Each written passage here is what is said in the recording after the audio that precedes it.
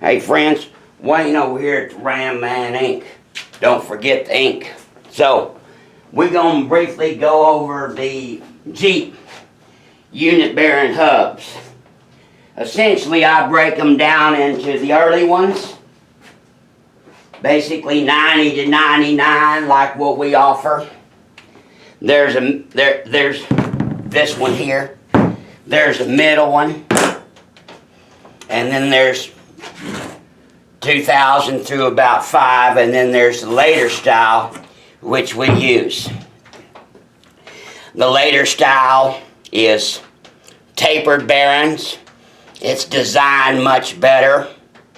It's much beefier, and it's literally twice as strong as these early ones. This is like a 97. It's nearly twice as strong. And these two early ones, 90 through 99 and the middle one through 2005, are basically ball bearing jobs. Ball bearing jobs with a little bitty old shaft, kind of a, I don't know, pussy shaft. There's your early style, the 90 decade, 90 to about 99. Here's what we do so that we get to run the later style Jeep hub, the beefy one. Much stronger. Tapered bearings, the way the hub is pressed and locked down, it's completely different. But they are 5-inch pattern. And, of course, here's the shaft of that model. You see the difference? The beefiness all the way around. And here's the Rubicon model with the great big old U-joint and more of the beefiness. And then, like I said, the early style is this kind of a pussy type unit, as you can tell. Well, that's a first attempt. Everybody gets better as they do a little bit more. So, what do we do to make it happen? So, number one, the flange distance is different, so you have to overcome that. So how do you overcome that? You overcome that by 1/4-inch thick machine spacers. You now have the exact same flange distance, which allows it to bolt up, which allows your brakes and caliper and rotor and everything to slide down, and you're done. So that overcomes that problem. Now, how do you overcome the pussy little cheap ass shaft? Well, here's the factory did it on their own to an extent. So, like I told you, the flange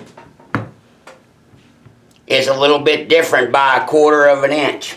Later on they said, well, you know what we'll do? We'll just add 1/4 inch right here. We'll just add 1/4 inch right there, make it beefy, and they'll be the same.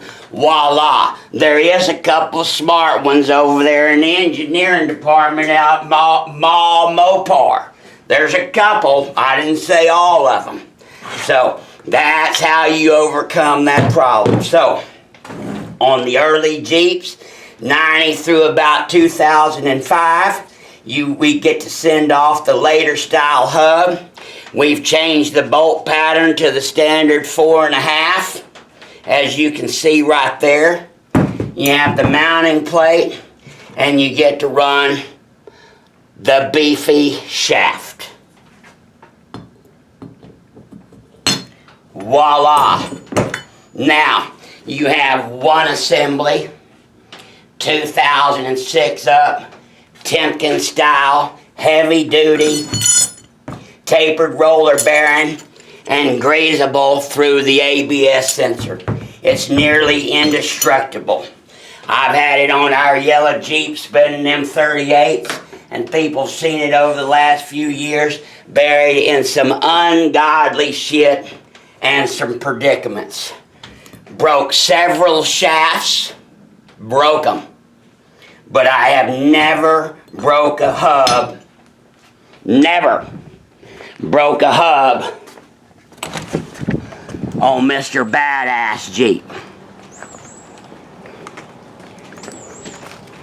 Not one time.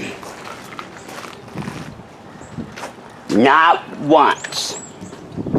I even lost the front wheel on about a year ago, and that yellow buggy that you just saw slid almost 100 yards on the pavement, sliding on the rotor, and made the rotor square.